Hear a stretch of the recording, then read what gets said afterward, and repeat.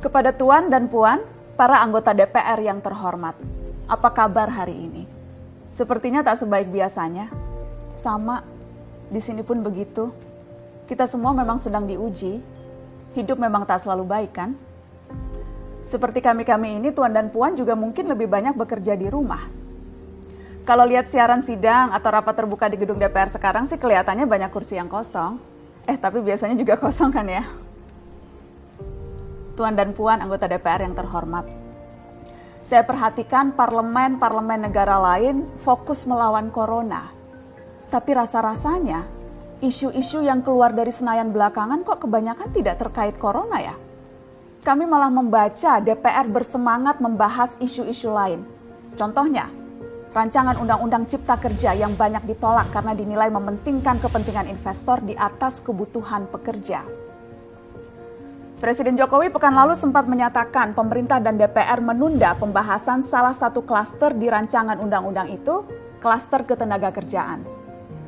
Ini untuk memberi kesempatan mendalami substansi dan mendapat masukan dari banyak pihak. Berpegang pada alasan itu, maka sudah seharusnya klaster lain dalam RUU Cipta Kerja pun perlu ditinjau ulang. Karena yang lain juga bukan tanpa masalah, terutama dari perspektif lingkungan dan keadilan gender. Tidak cukup hanya menunda pembahasan satu klaster saja. Ada juga RUU lain yang masih nekat mau dibahas. Ada RUU KUHP yang tahun lalu diserbu unjuk rasa. Lalu RUU pemasyarakatan. Ada koruptor yang sudah ngebet pengen bebas kah? Apa kabar Pak Yasona? Terus terang saja, membahas undang-undang yang menyangkut hajat hidup orang banyak di masa seperti sekarang ini terlalu mengundang curiga. Gara-gara pandemi yang pada jatuh cinta saja berani menunda nikah loh. Ini kok DPR buru-buru banget kayak lagi kejar setoran? Tidak ada undang-undang yang tidak penting, semua penting. Justru karena undang-undang itu penting, aneh jika pembahasannya diseriusi di waktu seperti sekarang. Saat dimana perhatian dan konsentrasi kita sedang terkuras bertahan hidup di tengah wabah. Produk hukumnya pun berpotensi cacat bila tidak memenuhi ketentuan dan rasanya belum ada aturan pembahasan RUU secara virtual. Jika ngotot menuntaskan Omnibus Law atau RUU KUHP atau RUU pemasyarakatan, jangan salahkan jika ada yang menilai DPR tidak menjadikan perang melawan corona sebagai prioritas. Saya percaya setiap tindakan dan keputusan di masa krisis mencerminkan skala prioritas. Atau memang inikah prioritas wakil-wakil rakyat kami saat ini? Bikin ribut juga jelas tak seharusnya jadi prioritas. Satgas COVID-19 DPR kemarin dikabarkan mengimpor jamu ilegal dari Tiongkok secara besar-besaran untuk pasien positif virus corona. Satgas kemudian membantah itu, katanya ini diproduksi di Jakarta dan merupakan sumbangan Wakil Ketua DPR RI Sufmi Dasko yang akan dibagikan gratis ke berbagai rumah sakit. Kemudian dikabarkan juga jamunya mengandung bahan berbahaya dan belum terbukti klinis. Satgas lagi-lagi membantah, katanya sedang proses mendapatkan izin edar di Badan Pengawasan Obat dan Makanan. Sedang itu berarti belum kan ya? Tuan dan Puan yang terhormat, niat baik pun perlu proses yang baik. Proses yang semrawut hanya akan disusul polemik. Sementara sekarang kita sedang banyak-banyaknya menaruh harapan kepada negara. Tindak tanduk DPR salah benarnya akan selalu dilihat. Makanya sempat ramai juga warganet mengkritik Satgas COVID-19 DPR RI yang berfoto mengenakan APD saat hendak berkunjung ke rumah sakit darurat Wisma Atlet menyerahkan sumbangan DPR. Ini dinilai melukai hati masyarakat. Tenaga medis kita saja bertaruh nyawa benar karena kekurangan APD. Tidak ada yang meragukan jumlah sumbangan DPR. Kami yakin pasti banyak, namanya juga DPR, beli ribuan rapid test saja mampu, ngeborong jamu apalagi. Tapi ini soal rasa dan empati. Kecuali ya, kalau yang dipakai anggota DPR itu APD yang lain, alat pelindung dewan. Salam hormat dari kami yang kalian wakili.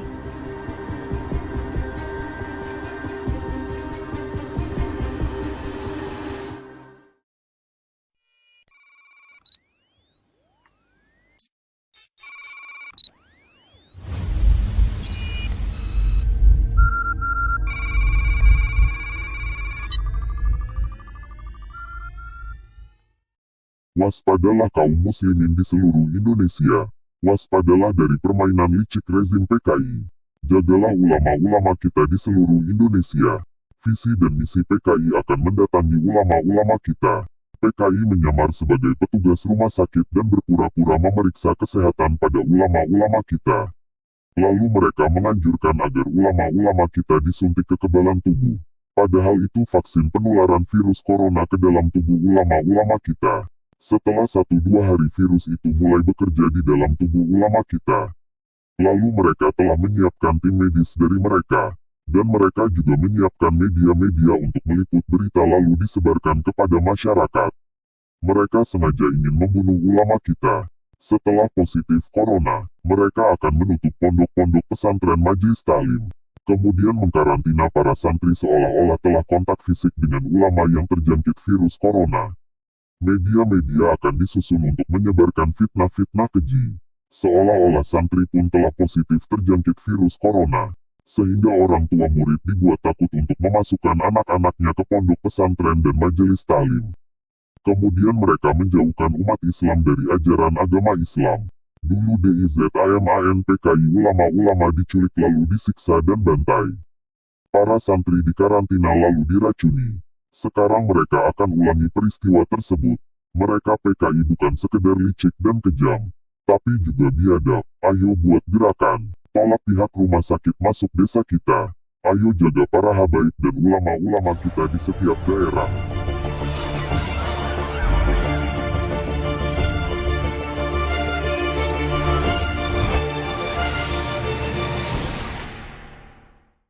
Kita coba tanya sama Mas Agus, ini ada catatan-catatan yang kemudian membuat catatan Mas Agus tulisannya ini viral kemudian. Gimana Mas? Ya begini, saya berbicara juga sebagai selaku pelaku usaha digital ya dalam dunia startup media. Ini kita sedang menyimpan bom waktu, akan meledak sewaktu-waktu. Masyarakat tidak tahu apa yang terjadi sebenarnya, apa itu prakerja. Jadi begini, prakerjanya sebagai sebuah program, niat baik untuk membantu masyarakat, tidak ada masalah. Tapi bentuknya seperti apa? Kita tahu, ada peraturan presiden, terus secara teknis diatur ada Permenko Perekonomian dan PMK untuk keuangannya peraturan Menq. Poinnya begini, bom waktunya. Ada 3 jenis nominal alokasi dalam prakerja. 1 namanya biaya pelatihan, 2 namanya insentif mencari kerja, 3 namanya insentif pengisian survei. Ya, biaya pelatihan besarnya 1 juta untuk 5,6 juta orang, artinya 5,6 T. Dibagi menjadi 30 gelombang, gelombang pertama 200.000. Mungkin sudah cair ya, berarti 200-an miliar itu. Yang insentif mencari kerja dalam hal ini 600.000 per bulan tidak masalah. Itu top membantu masyarakat di saat sulit. Insentif pengisian survei 150.000 nanti ditransfer lewat e-wallet, itu juga tidak masalah. Tapi kita lihat bom waktu di 5,6 T. Ada bisnis di balik itu. Mengatasnamakan program prakerja. Namanya biaya pelatihan, tapi teknisnya beli video. Coba sekarang pemirsa beli video itu lewat Bukalapak misalnya. Lihat notifikasinya di email, apa yang akan Anda dapat? Informasi pembelian barang. Kita beli barang, beli video, bahkan Ruang Guru itu sudah mengemasnya sebagai bundling. Dia tulis begini, paket combo prakerja 1 juta, dalam tanda kurung sesuai saldo prakerja. Sekali itu dibeli, kan duit itu tersimpan di rekening virtual ya. Bahasa dalam peraturannya adalah saldo non tunai. Jadi tidak ada uang tunai. Nah, dia membeli di mana video itu? Di 8 platform digital. Ada Ruang Guru, Tokopedia, Bukalapak dan sebagainya. Kenapa dia terpilih? Nanti soal lain kita bahas. Lewat itu, siapa yang menyediakan video? Sejauh ini 198 lembaga pelatihan yang bekerja sama dengan platform digital. Berapa jumlah videonya? Menurut rilis 16 April, Menko Perekonomian, 2000 video. yang ada saat ini Iya. dari 198 lembaga. Mari kita lihat simulasinya. 1 juta masuk ke Baik. dalam rekening virtual, dibelikan 1 juta. Masyarakat tidak mendapat apa-apa dari 1 juta, tapi dapat video. Nanti dia tonton, dia ikut dapat sertifikat. Nah, dalam peraturan juga diatur tentang namanya komisi jasa. Bahasa terang aja, ada komisi jasa untuk platform digital yang jumlahnya wajar. Siapa yang menilai wajar? Direktur Eksekutif Manajemen Pelaksana Kartu Prakerja.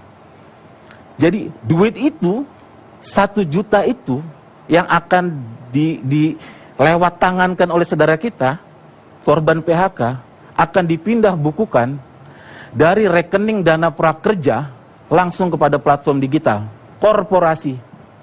Rekening virtual hanya numpang lewat, bahasa kasarnya. Baik. Hanya korporasi. Ini bisnis besar yang akan menjadikan masalah. Tahu 5,6 triliun itu keluarnya berdasarkan apa? Perjanjian kerjasama antara Direktur Eksekutif Manajemen Pelaksana dan penanggung jawab platform digital. Duit 5,6 triliun keluar hanya berdasarkan perjanjian kerjasama. Apa bedanya dengan BLB waktu itu? Baik. Keluar hanya lewat PKS. Satu lagi, pelatihannya belum dilakukan pun, Ya. duit sudah bisa cair. Asalkan apa? Menandatangani surat kesanggupan menyelesaikan pelatihan. Bahasa terang aja, ini harus betul-betul disimak oleh Pak Jokowi. Baik. Teknisnya beli video 5,6T dan itu menurut saya batalkan atau tunda. Baik. Atau kita akan ada masalah besar di kemudian hari bangsa ini.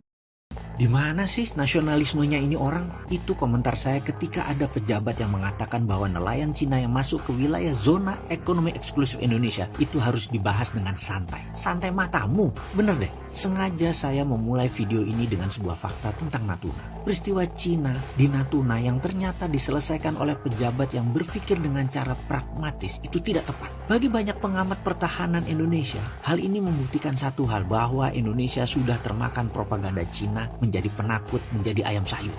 Fakta lain yang mau saya berikan lagi adalah ketika Ibu Susi, mantan menteri yang saya beri julukan Menteri Spesialis Penegakan Kedaulatan Maritim dan Perikanan ini melakukan aksinya menenggelamkan kapal pencuri ikan, dia menegakkan kedaulatan dengan cara menenggelamkan banyak kapal Cina yang maling-maling tadi. Dan apa yang terjadi pada saat itu? Cina diam aja tuh. Oh lupa, ternyata nggak diam juga. Buktinya Bu Susi nggak kepake ya sekarang. Oke, kita lanjut. Bener deh, menurut saya Ibu Susi ini lebih NKRI dari Angkatan Laut Indonesia selama ini, dan itu fakta. Beliau lebih NKRI dari Menkosaurus yang mengurusi investasi Cina. Ibu Susi menenggelamkan lebih 200 kapal pencuri ikan di lautan Indonesia. Bahkan di Natuna yang 80%-nya dicuri bisa berdaulat lagi zaman Bu Susi menjabat. Efeknya kapal nelayan Indonesia kalau menangkap ikan di Natuna bisa panen raya terus. Ada fakta lain lagi. Bu Susi pernah mendapatkan pujian dari banyak negara karena tidak ada satupun angkatan laut di dunia ini yang pernah dan berani menenggelamkan kapal Cina lebih dari 100 buah, dan Bu Susi sudah melakukannya. Itu dulu. Kalau sekarang Coast Guard Cina kawal nelayan Cina yang katanya mengejar ikan Cina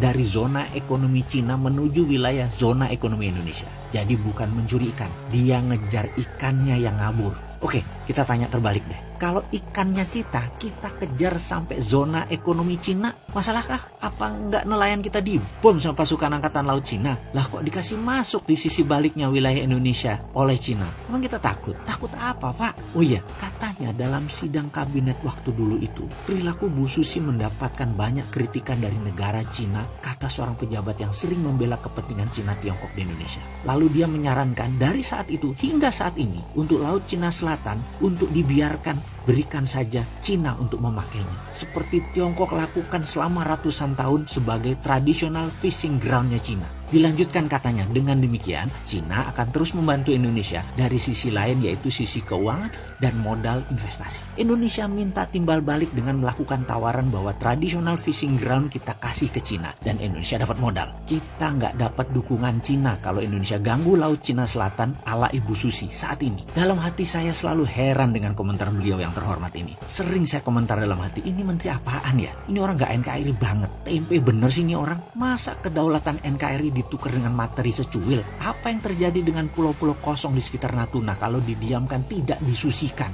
Yang sebentar lagi isinya nelayan Cina, lalu jadi Spratly jilid 2. Lalu lepas seperti si Padan dan Ligitan. Ngasih Cina tradisional fishing ground, langkai dulu mayat pejuang NKRI, Bung. Begini Komandan, di sekitar Natuna ribuan tahun juga sudah jadi tradisional fishing ground bangsa Indonesia. Geblek aja dikasih Cina. Cina kasih duit memang selesai masalah. Duit Cina harus dibalikin kan? Sementara Natunanya hilang. Oke, sekali lagi, saya ini bukan pengkritik tanpa solusi. Saya minta video ini berkenan untuk diviralkan. Kita selesaikan once and for all masalah Cina, Natuna, dan Laut Cina Selatan. Mulai sekarang, di seluruh buku pelajaran nasional, ganti nama Laut Cina Selatan menjadi Laut Natuna Utara. Itu tradisional fishing groundnya bangsa Indonesia. Saya minta Menteri Luar Negeri melobi PBB, melobi Mahkamah Internasional, bahwa kami, bangsa Indonesia, dengan ini menyatakan wilayah utara kami bernama Laut Natuna Utara. Ini adalah branding yang mencabut akar masalah dengan pemahaman Laut Cina Selatan punya Cina. Nanti dulu, di sisi utara Indonesia, ini brand baru nasional. Sahabat, bantu NKRI untuk membranding kedaulatan sisi utara ini. Kontribusi kita kecil, tapi kalau diviralkan ke jutaan orang, maka ini menjadi collective belief bangsa Indonesia. Ini paradigma Indonesia baru, Laut Natuna Utara.